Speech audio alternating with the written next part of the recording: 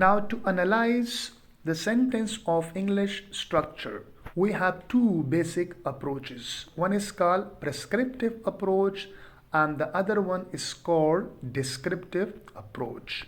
Now, what is prescriptive approach? In prescriptive approach, you are asked to follow such and such rule. You are asked that you should follow these rules in order to be grammatical or in order to be correct. It is one thing to adopt the grammatical labels such as noun, verb to categorize words in English sentences. It is one thing that you say that it's a noun, it's a verb, it's an adjective. It is quite another thing to go on the claim that the structure of English sentence should be like the structure of sentence in Latin. So when you say that the structure should be like that, right? So such kind of approach is called prescriptive approach because you are prescribing the rules. So when you are prescribing the rules, so you are using prescriptive approach. So they say it's okay to label it's a noun, it's a verb, it's adjective, it's article. It's fine, quite right. But if you say that the structure of an English sentence should be like the structure of a Latin or the structure of a Greek one, it's quite different thing. And here is controversy that most of the linguists do not agree with this approach. They agree that how you speak or how native speak, right? Like for example, the native of English language, how they speak, this language. And such approach they call descriptive approach because they are described, right? They do not prescribe. So when you prescribe, you're telling the rules that you should follow certain rules, otherwise you would be ungrammatical. And what is descriptive approach? When somebody speaks and you describe, right? And you think that the person is a native speaker, how he speaks, that is language. That is, you're describing language. For example, I speak English and you describe me. You do not tell me that what rules should I follow. And if you tell me that I should follow certain rules, and if I do not follow certain rules, then I would be ungrammatical. So we will discuss prescriptive in coming slide. Here we are. That was an approach taken by a number of influential grammarians, mainly in 18th century England, who set out rules for the proper use of English. So proper use of English, they thought that the proper use of English should be based on like Latin and the structure, the sentence structure of Latin and Greek. And still, you see that in most of schools and high schools and colleges, we see that the teachers who are following traditional approaches to grammar, so they will teach you in this way, that you should follow certain rules of a sentence structure, and if you don't follow, then you would be ungrammatical. Like for example, in prescriptive approach, it is not allowed to use preposition at the end of a sentence. Like for example, we say that who did you come with, or who did you go with? Who did you go with? It is not allowed in prescriptive approach because in ancient Greek and Latin languages, such kind of structures did not exist where they use preposition at the end. So they will prescribe you that you should say that with whom did you go? With whom did you go? Or with whom did you come? So you should use, they will tell you that you should use preposition in the beginning, not at the end. Or prescriptive linguist or in prescriptive approach, they will ask you that you cannot split an infinitive. You cannot divide the parts of an infinitive to plus verb. Otherwise, you're wrong. You're ungrammatical. But if you listen to native speakers of English, so they split infinitive and they put an adverb between the parts of infinitive. Like for example, we say that you have to do it abruptly. They will say it's a correct one. You have to do it abruptly. While descriptive linguists will tell you that it is also correct to say that you have to abruptly do it. So abruptly is an adverb and you can put abruptly between to and do. So that is infinitive. So in most of 18th century English, this approach was followed, and they ask you to follow certain rules.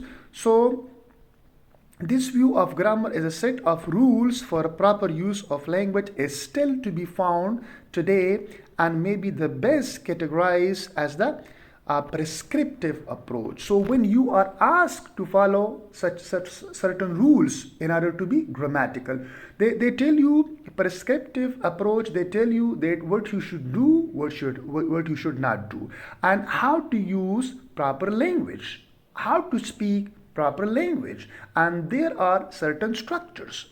While in descriptive approach, they do not tell you that how you should speak or how you should use proper language. They say that the way you are using language, that's language. So some familiar example of prescriptive rule for English sentences are, now these are the rule that in prescriptive approach they tell you that you must not split an infinitive. You cannot split an infinitive to plus verb, otherwise you would be ungrammatical. And you must not end a sentence with a preposition. And both examples I have given you people. For example, we have a split infinitive. I told you that she needed to go suddenly. They tell you it's correct, it's grammatical. And they stop you to say that she needed to suddenly go. So when you are putting suddenly between to and go, you're splitting infinitive, and you are not allowed for this. And preposition example I've given to you people. So following these type of rules, traditional teachers would correct sentences like who did you go with? They will say with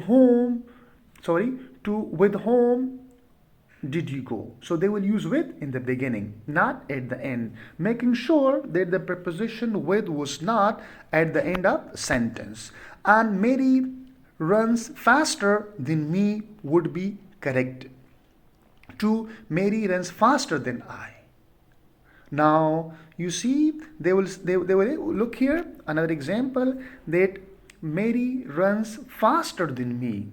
They will tell you that it is incorrect to say that Mary runs faster than me. They will say that the correct form would be Mary runs faster than I, because they follow this structure, that how you should use proper language.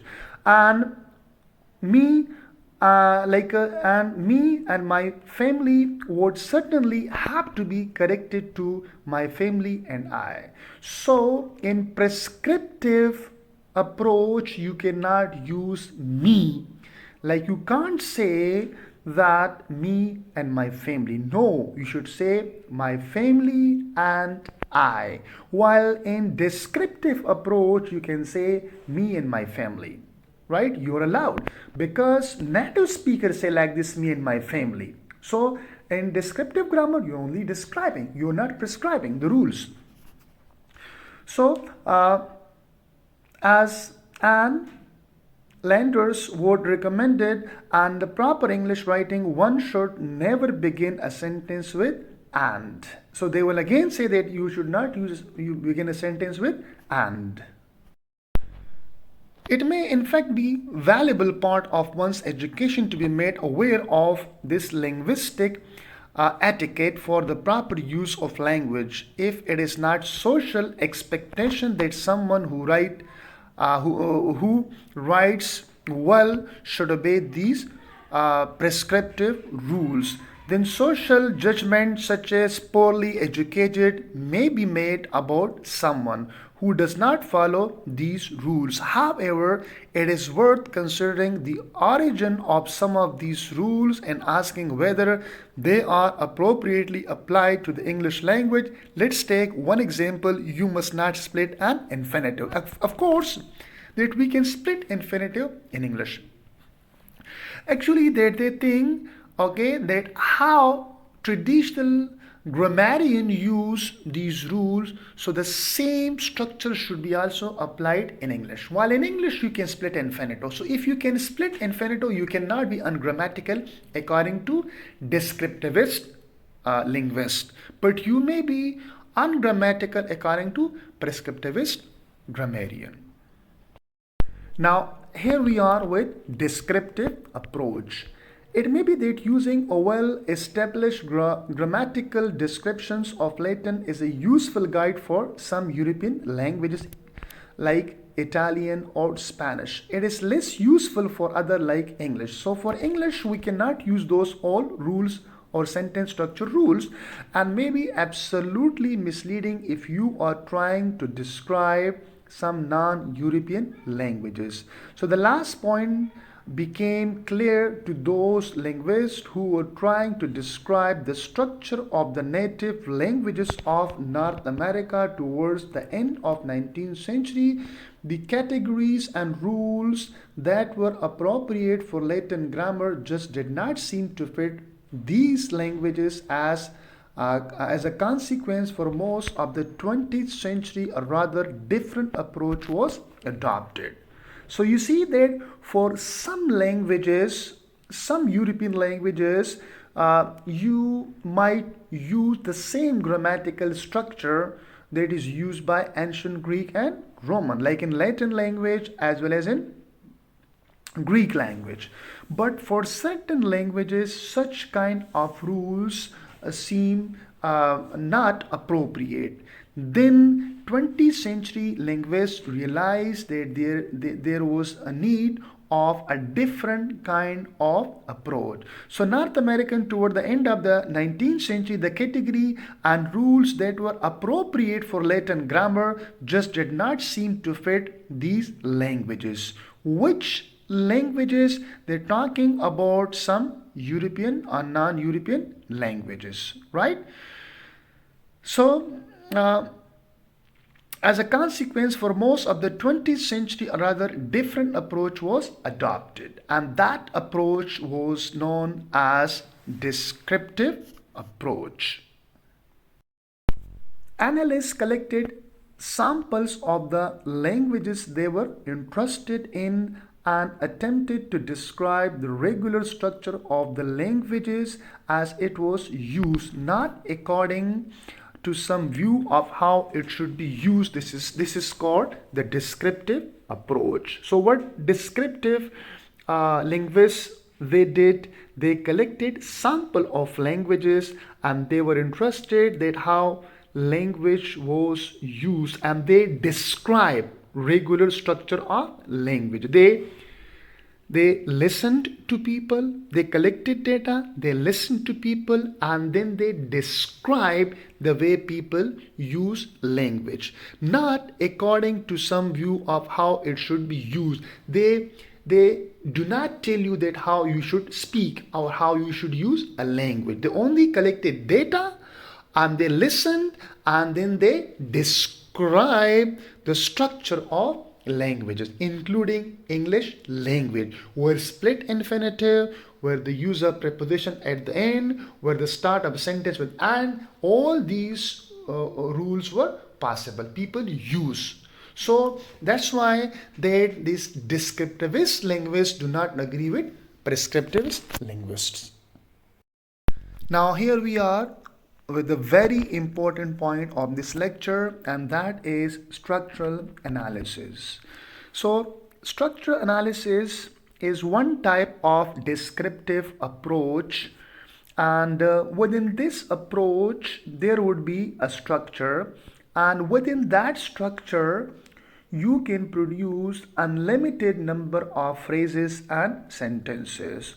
So one type of descriptive approach is called structural analysis, and its main concern is to investigate the distribution of form in a language. The method involves the use of test frame that can be sentences with empty slots in them. For example, the dash makes a lot of noise. So uh, here in this empty place slots you can put different kinds of noun. Like for example, the machine makes a lot of noise, the door makes a lot of noise, and like the bus makes a lot of noise, and like the child makes a lot of noise. So different nouns can be put within this test frames.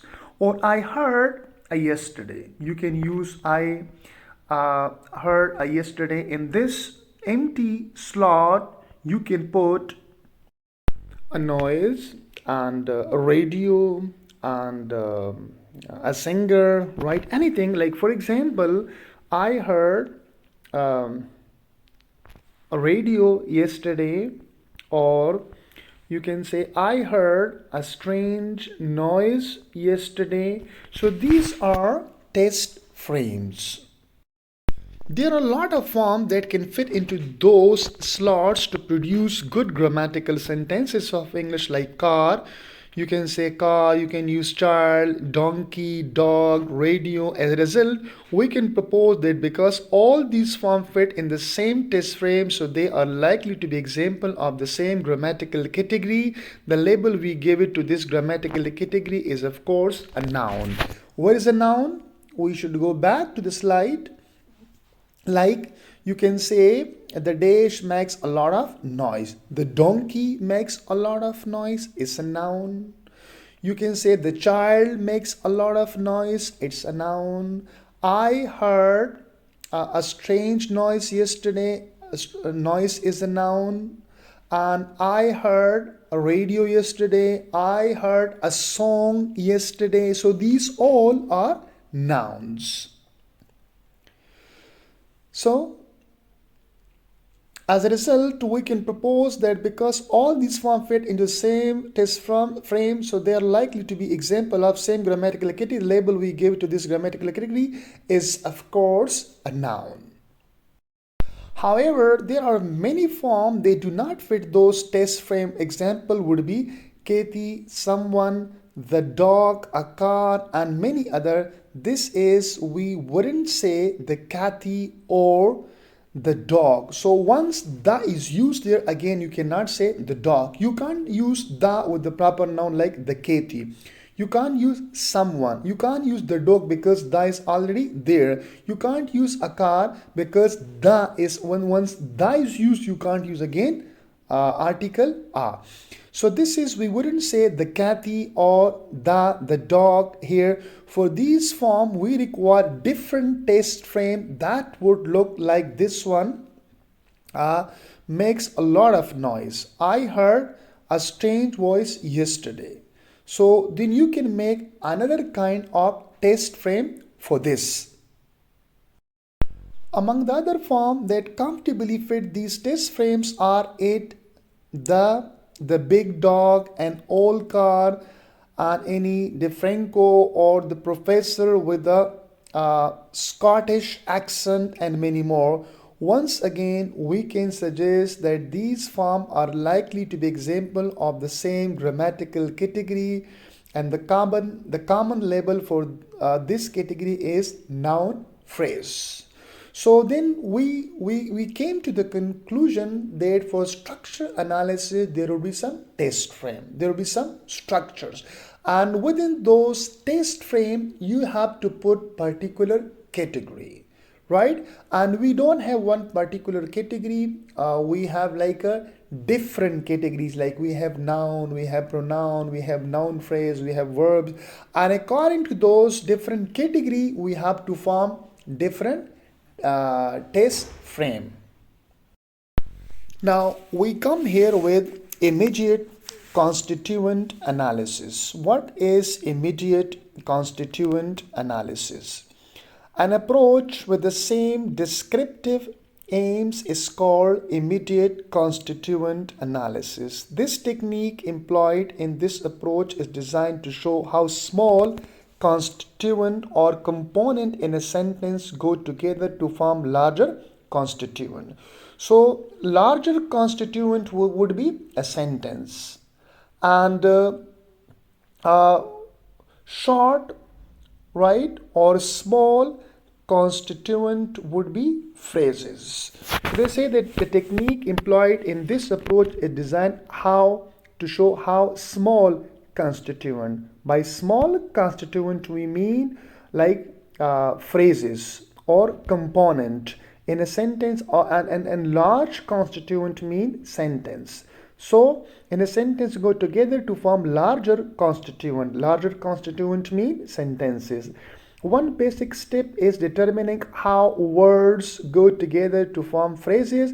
In the following sentence we can identify 8 constituents in a word level. Like, her father brought a shotgun to the wedding. How do these 8 constituents go together to form constituent at the phrase level? Does it seem appropriate to put the words together as follow? Brought a, father brought shotgun to the wedding. Not at all, because we can't say that brought a father, right, we can't say like brought a father or brought shotgun to the wedding. We don't normally think of these combination as phrases because we don't have such kind of combination in English phrase. So we are more likely to say that the phrase like constituent here are combination of the following type. We say her father is a phrase, is a noun phrase, or a shotgun is a noun phrase, or the wedding is a noun phrase. We can't say wedding because the noun comes after article. We can't say shotgun It's wrong. According to English phrase structure, we will say a shotgun because noun comes after an article. And her father, we can't say father her, right, because her is a possessive form. So this is like a phrase structure rule in English. Now to the wedding is a appropriate and a correct one, which is prepositional phrase, and brought a shotgun, which is a verb phrase. So we can say brought a shotgun, but we can't say a shotgun brought because we don't have some such phrase structure in English to say a shotgun brought, but we have the structure brought a shotgun, which is a verb phrase. So what is a verb phrase? What is a noun phrase? What is adjective phrase? What is adverb phrase? What is prepositional phrase? Would be discussed in detail in coming lectures. So please keep watching. Now, this analysis of the constituent structure of the sentence can be represented in the different types of diagram. One type of diagram simply show the distribution of the constituent at different level. Her father, it is one component or it is a small constituent, and brought is another one, and a is another one, shotgun is another one, and two is another one, the is another one, and wedding is another one. Now, as shown below, this kind of diagram can be used to show the type of forms that can be substituted for each other at a different level of constituent structure. One advantage of this type of analysis is that it shows rather clearly that proper nouns or names such as Johnny and pronouns such as it, thought, though single word, can both be used as noun phrase. Like we can say her father is a noun phrase or the woman is a noun phrase. So her father brought a shotgun to the wedding. or this woman kept a large snake in a cage, or Kathy took Johnny to Honolulu, or they opened it carefully. So we can see her father is a noun phrase, the woman is a noun phrase, Kathy is a noun phrase, and they is a noun phrase. So noun phrase doesn't mean that it must be the combination of two or three words. Noun phrase, it means that there will be a head word and that would be a noun. So a noun phrase can be a single word, or a noun phrase can be the combination of two, three, or four words. But when it is a combination of two, three, four words, so you look at what is the head word and what is a single. So it's quite easily to recognize it's a noun phrase. How to recognize them, we will discuss inshallah in coming lectures. Now label and bracketed sentences. An alternative type of diagram is designed to show how the constituent in a sentence structure can be marked off by using label bracketed brackets. The first step is to put brackets, one on each side round each constituent, and then more brackets round each combination of constituent. For example, the dog, it's a one constituent, and loved is another constituent, and the girl is another constituent. So you can see that the is an article, dog is a noun, and completely it is called a noun phrase. Then we have here loved, which is a verb phrase, and then we have the, which is an article, and girl is a noun, another noun phrase. So we can take these into small parts, small constituent, and these small constituent together make a large constituent or large part, that is called a sentence.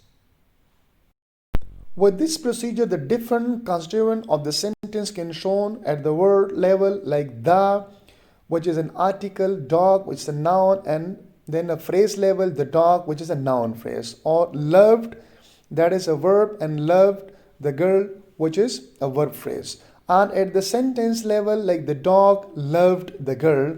So first we have small component, the dog, and then we have a phrase level, the dog, or loved the girl, okay, a small constituent part, and then we have the sentence level, the dog loved the girl.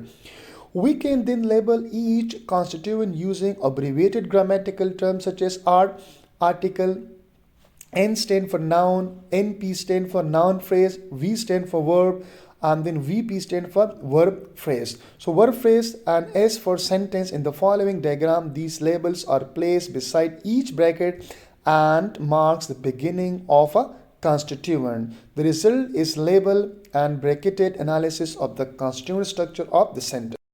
Now you can see the structure now. This is a sentence, S stand for a sentence. Within the sentence, we have a noun phrase. A noun phrase can be subdivided into article, the is article, dog is a noun. So overall, this is called a noun phrase, the dog. Then we have loved. So in loved, we stand for a verb. It's also a verb, it's also a verb phrase. And then we have another noun phrase, the girl. So the girl can be subdivided into two parts. The is an article and girl is a noun. So that is a noun phrase. So these are the sub part of the sentence, the dog loved the girl. So how many parts are there? If you make it small component, so we have the noun phrase, verb phrase, noun phrase. The noun phrase can be subdivided into article, noun, and verb phrase can be subdivided into verb. Again, noun phrase can be subdivided into article and noun. Now, in performing this type of analysis, we have not only labeled all the constituent, we have revealed the hierarchical organization of those constituent. In this hierarchy, the sentence S is higher than the contains the noun phrase, and the noun phrase is higher and contain the noun, and we can also see that the sentence contains a verb phrase which contain a verb, and another noun phrase that is noun phrase. So a sentence can be subdivided into different parts. And first we have a larger unit, then we have smaller unit. Larger unit is a sentence, smaller unit is a phrase, and then phrase can be subdivided into article and noun. So before moving on, however, we should note that constituent analysis is not only useful for describing the structure of English sentences. We can take a sample sentence from a language with a grammatical structure that is really quite different from English and apply the same type of analysis. Thank you so much for your patience, for watching and listening this very interesting lecture. Please put your comment in a box, and I'll be waiting for your valuable feedback. Thank you so much once again.